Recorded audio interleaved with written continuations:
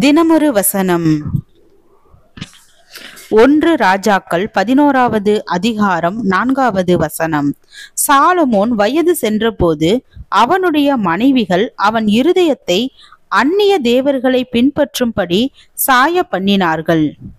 அதனால் அவனுடைய இருதயம் அவன் தகப்பனாகிய தாவீதின் இதயத்தை போல தன் தேவனாகிய கர்த்தரோடே உத்தமமாயிருக்கவில்லை.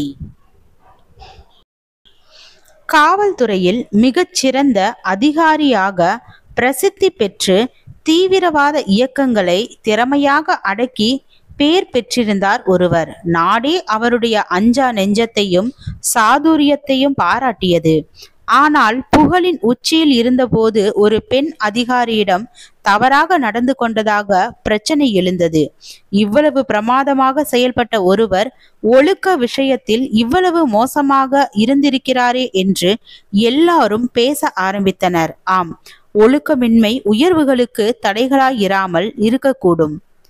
ஆனால் எந்த நேரத்திலும் வீழ்ச்சிகளுக்கு வாய்ப்பு உண்டு. ஆம், உயர்கல்வி பெற்றால் போதாது, சாதனைகள் பல படைத்தால் போதாது, உயர்ந்த பதவிகளை அடைந்தால் போதாது. ஒழுக்கம் வாழ்க்கையில் உயர்ந்த இடத்தை பெற வேண்டும். இல்லையேல் உயர்ந்த இடங்களுக்கு போன பின்னர் தாழ்ந்த விளைவுகளை காண நேரிடும். முன்னாள் அமெரிக்க ஜனாதிபதி பில் கிளின்டன் 2 முறை அமெரிக்க மக்களின் அன்பான ஆதரவை பெற்று ஜனாதிபதியானவர். ஆனால் அவருடைய 2வது பதவி காலம் முழுவதும் விமர்சனங்களும் கோர்ட் வழக்குகளும் விசாரணைகளும் ஒரு மிகப்பெரிய பதவிக்குரிய பிரகாசத்தை மறைத்துவிட்டன. அவர் மேல் ஒழுக்கமின்மை சம்பந்தமான ஏராளம் குற்றச்சாட்டுகள், பாலியல் சம்பந்தமான விஷயத்தில் அவர் ஒழுங்குகளுக்குள் வாழ தவறிவிட்டார் என்பதை அமெரிக்க மக்கள் உணர்ந்தனர் என்பது உண்மை. இன்று படித்து பட்டம் பெற்று உயர்நிலை வந்துள்ள பலர் ஒயிட் காலர்களாக அறியப்பட்ட போதிலும் அவர்களின் வாழ்க்கை ஒழுக்கமின்மையால் அழுக்கடைந்தே காணப்படுகின்றது. வார்த்தைகளில் ஒழுக்கமில்லை, வாழும் விதத்தில் ஒழுக்கமில்லை, உடைகளில் ஒழுக்கமில்லை, உறவுகளில் ஒழுக்கமில்லை, சந்தோஷ தேடல்களில் ஒழுக்கமில்லை, குடும்ப வாழ்க்கையில் ஒழுக்கமில்லை.